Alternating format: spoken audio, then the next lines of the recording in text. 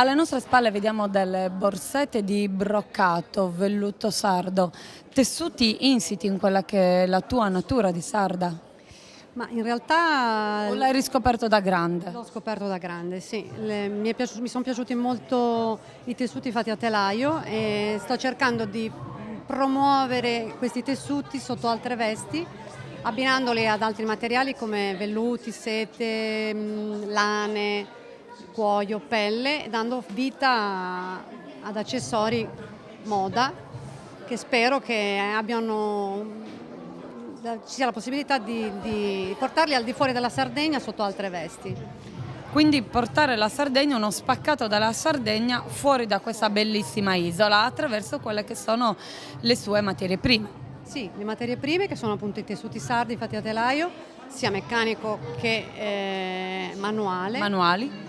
che sono veramente dei capolavori, sono delle opere d'arte. E rispettando quello che è il canone del telaio, del tappeto, il disegno del tappeto, io cerco di dare un'interpretazione un po' moderna, perché mi piace l'idea che possa essere indossato da persone che vivono in una città come Milano o come tante altre città caotiche e danno magari anche un po' di colore.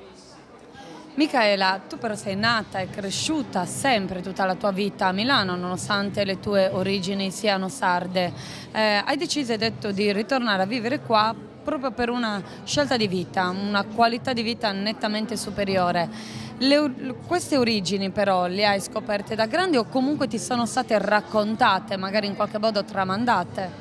Sì, io sin da piccola venivo comunque tutti gli anni in Sardegna perché mio papà è sardo e devo dire che ho sempre avuto proprio, credo che è la stessa malattia che hanno tutti i sardi, anche quelli che nascono proprio qui, è un attaccamento perché nel momento in cui io arrivavo in questa terra sentivo odori, percepivo colori, delle Dei sensazioni profumi, sensazioni forti?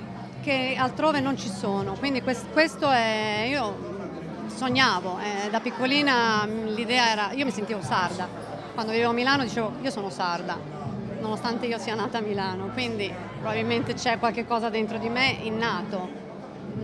Ed è quello che tu cerchi di trasferire nelle tue opere? Sì, sì, vorrei che questo calore, questi odori, anche se in realtà non si sentono, si potessero trasmettere attraverso le mie cose.